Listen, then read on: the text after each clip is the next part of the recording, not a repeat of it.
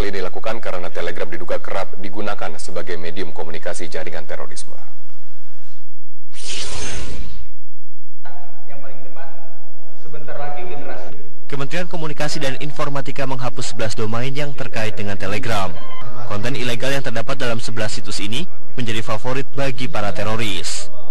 Dalam konten ini diajarkan cara orang untuk membuat bom, namun mulai Jumat kemarin website Telegram sudah tidak bisa lagi diakses.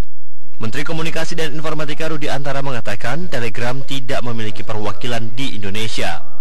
Kedepannya secara bertahap aplikasi chat yang terdapat dalam Telegram akan dihapus jika pihak perwakilan tidak memperbaiki layanan dan tidak mau berkomunikasi dengan Kominfo.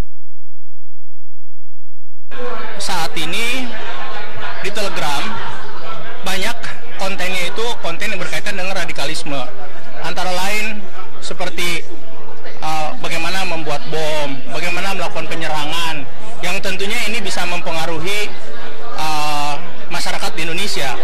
Sehingga ada 11 DNS yang diblok hari ini dari Telegram. Dan ini yang web base-nya, jadi tidak bisa diakses dari komputer. Menurut pengamat media Nukman Lutfi, Telegram menjadi idola para teroris sebagai media komunikasi karena dianggap paling aman. Dibandingkan dengan platform lainnya, Telegram adalah aplikasi yang paling melindungi penggunanya. Bahkan di negara asalnya Rusia, Telegram sudah diblokir. Selama ini Telegram menjadi idola teroris untuk medium komunikasi. Kenapa? Karena aman, dianggap paling aman, ya. Meskipun WhatsApp itu juga aman karena ada enkripsi, si Telegram ini selama ini paling konsisten menjaga privasi penggunanya dibanding yang lain. Ya. Saat ini terdapat beberapa payung hukum yang bisa digunakan untuk menutup aplikasi yang melanggar hukum. Salah satunya undang-undang terkait informasi dan transaksi elektronik. Tim Liputan, Metro TV. Presiden Informatika menuai protes dari para netizen. Salah satu bentuk protes disuarakan lewat petisi untuk membatalkan pemblokiran Telegram. Petisi dengan judul "Batalkan Pemblokiran Aplikasi Chat Telegram" sudah ditandatangani hampir 13.000 pendukung. Petisi yang didaftarkan oleh seseorang bernama Dodi IR masih membutuhkan sekitar 2.000 tanda tangan lagi agar dapat mencapai target yang diharapkan. Inisiator petisi meyakini bahwa konten terorisme tidak hanya tersedia di Telegram dan sangat menyayangkan pemblokiran aplikasi yang sudah digunakan banyak orang tersebut.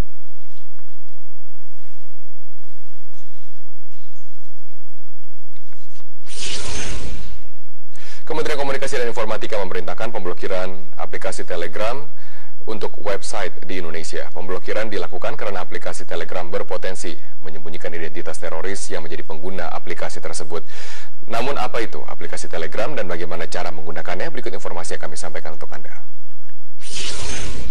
Merupakan salah satu aplikasi komunikasi dengan layanan enskripsi yang populer pada tahun 2013. Karakteristiknya mirip dengan aplikasi WhatsApp dan bisa digunakan pada sistem operasi Android, iOS maupun Windows. Namun penggunanya bisa mengirim pesan secara rahasia dengan enskripsi end-to-end sebagai keamanan tambahan.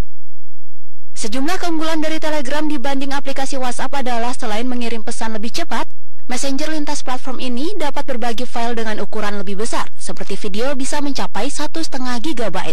Selain itu, aplikasi Telegram dapat menampung grup hingga 10.000 orang, di mana WhatsApp hanya bisa menampung sekitar 250 orang. Aplikasi asal Rusia ini memiliki 100 juta pengguna aktif di seluruh dunia. Jumlah pesan yang terkirim setiap harinya bahkan bisa mencapai 15 miliar pesan teks. Aplikasi Telegram berkapasitas 11,48 MB bisa didownload menggunakan Google Play atau App Store.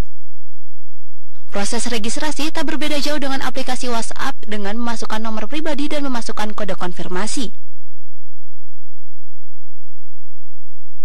Pada aplikasi Telegram terdapat fitur yang dapat menarik pesan yang telah kita kirim dengan cara menghapusnya. Dan penerima tidak dapat menyimpan pesan yang telah diterimanya. Fitur ini tidak ada di aplikasi WhatsApp ataupun di aplikasi Messenger lainnya. Telegram dibuat dengan latar belakang keprihatinan penemu, Pavel Durov, terhadap privasi pengguna layanan internet di Rusia, sebab pemerintah negeri beruang merah tersebut mengawasi ketat segala informasi yang beredar di dunia maya.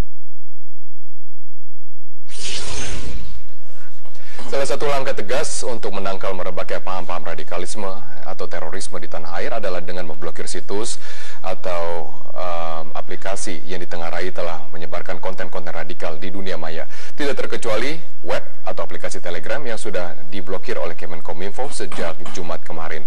Bagaimana para penggiat media sosial menanggapi sikap proaktif dari pemerintah terkait dengan pemblokiran Telegram, dan apakah yang harus diwaspadai dari aplikasi tersebut sehingga harus diblokir oleh pemerintah? Kita akan mendiskusikannya bersama dengan pengamat media sosial yang telah hadir bersama dengan saya, Nukman Lufti. Selamat malam Mas Nukman, terima kasih telah hadir bersama dengan kami. Kalau Anda lihat, apakah bijak saat ini pemerintah memblokir aplikasi Telegram tapi hanya untuk versi webnya dulu? Bijak versi siapa dulu nih ya? Ya. Kalau pengguna itu tidak bijak sama sekali, karena sebagian besar pengguna Telegram bukan teroris, tapi mereka mendapatkan dampak tidak bisa menggunakan lewat, meskipun baru lewat web ya, aplikasinya masih. Tapi ini kan ada tendensi untuk aplikasi juga ditutup. Jadi menurut saya sebagai pengguna, ini tindakan ini terlalu terburu-buru. Apakah ada setuju dengan statement dari Asosiasi Penyelenggara Jasa Internet Indonesia?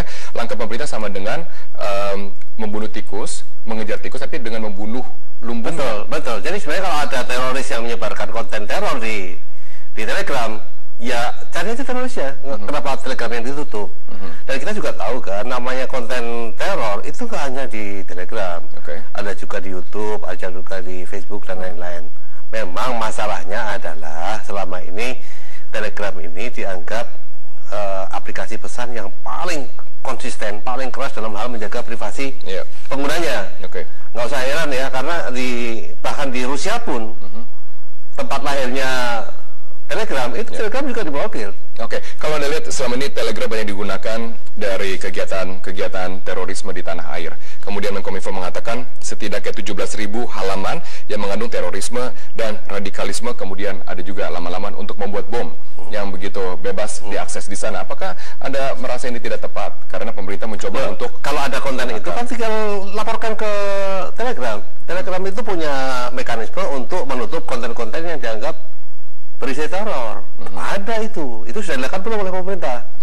Karena sudah banyak konten-konten yang dianggap teror ditutup sama Telegram loh. Jadi kalau kita mengeluarkan itu banyak konten di situ, kita berusaha menutup nggak? Berusaha mengontak Telegram nggak?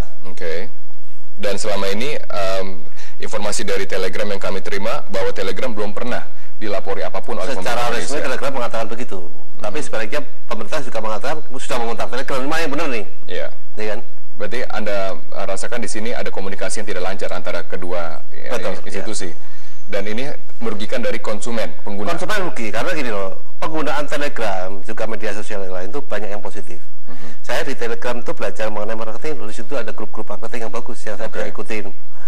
Juga penggunaannya juga ada grup-grup yang bagus yang mengenai sejarah Indonesia, mengenai banyak sekali yang bagus-bagus itu. Tiba-tiba nggak bisa dipakai, meskipun versi web yang nggak bisa dipakai ya. Tapi seolah-olah segala macam manfaat positif itu terabaikan sama sekali, hilang sama sekali, hanya karena tikus-tikus yang nggak benar itu.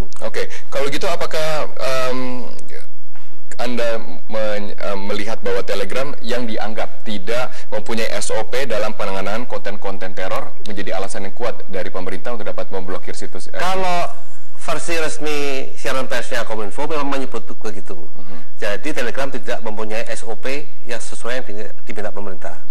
Makanya kalau sekarang sudah terlanjur diblokir, saya menyarankan tuh secepatnya diproses agar si Telegram tahu apa yang dimaksud dengan SOP oleh pemerintah.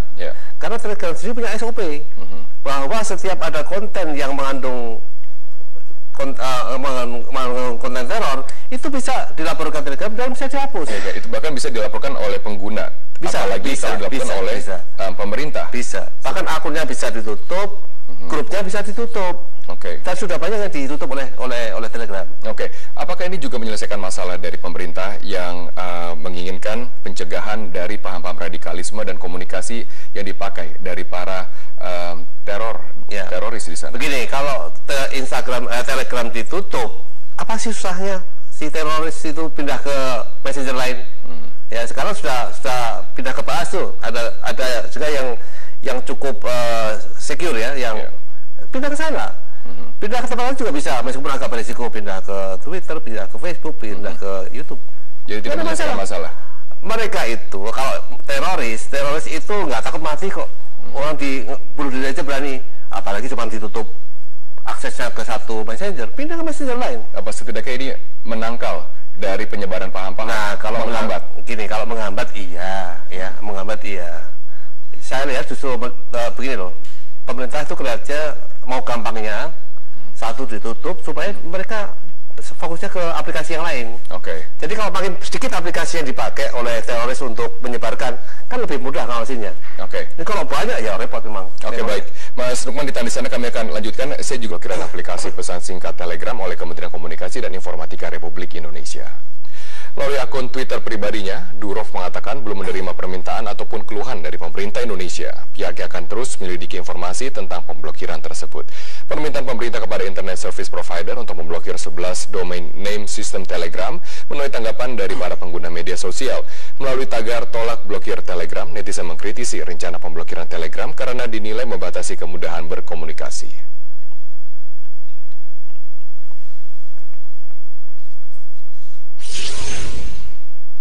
Menteri Komunikasi dan Informatika Rudiantara menjawab pernyataan dari CEO Telegram, Pavel Durov, terkait dengan penutupan aplikasi Telegram.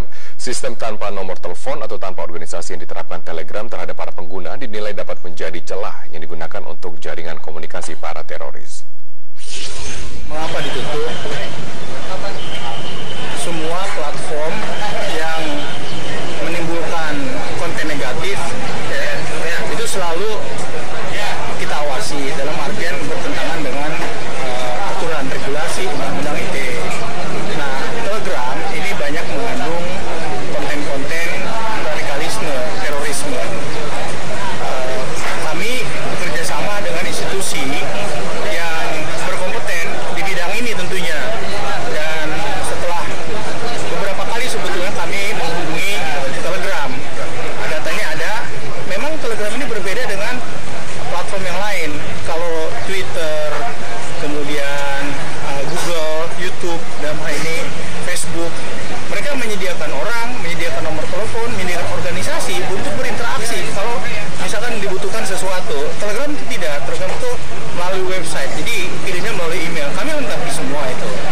Nah, setelah tidak ada respon dan kontennya memang membahayakan, setelah didiskusikan dengan institusi, akhirnya kami tetapkan bahwa yang webnya, Telegram web itu diblok, ya, tidak bisa diakses dari komputer. Nah, aplikasi Telegram aplikasi yang lewat ponsel itu masih bisa jalan. Namun kami juga sudah meminta kepada Telegram untuk menyiapkan semacam SOP sama tata cara untuk.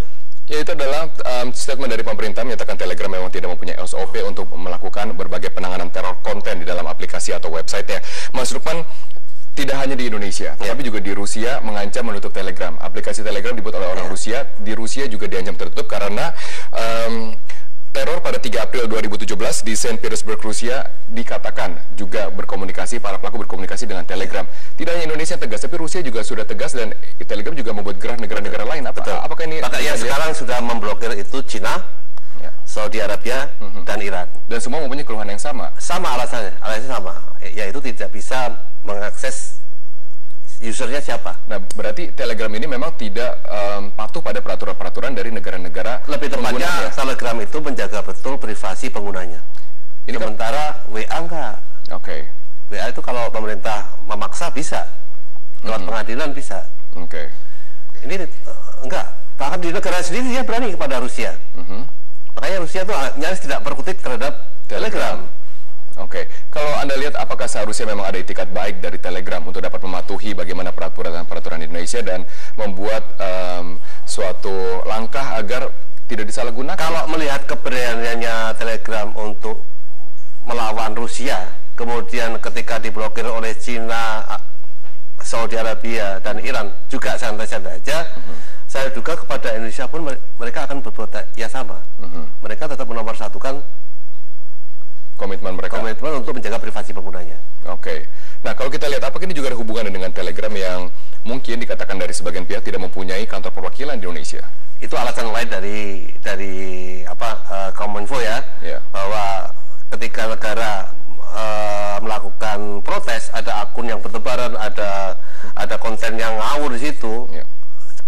komunikasinya tidak bisa langsung. Komunikasinya harus lewat web. Ini memang beda dengan Twitter, Facebook, dan lain-lain yang punya kantor di Indonesia. Tapi kalau kita imbang, lebih berat mana? Kepentingan nasional, keamanan nasional negara, atau kenyamanan dari para pengguna? Saat ini negara juga dalam situasi yang gawat karena berbagai serangan teror yang terjadi. Betul. Kalau dari sisi itu memang negara harus didahulukan. Jika betul kontennya memang sangat luar biasa berbahaya gitu ya. Tapi kita kan belum tahu nih. Apakah negara sudah berbuat terbaik untuk melaporkan akun itu kepada Telegram? Oke. Itu yang kita nggak pernah lihat. Jadi jangan sampai merugikan dari para kenyamanan konsumen, pengguna konsumen yang tidak terlibat dalam aksi-aksi tersebut. Terima kasih Mas Nukman Lutfi, pengamat media sosial dan juga praktisi media sosial, telah bergabung bersama dengan kami dalam Prime Time News.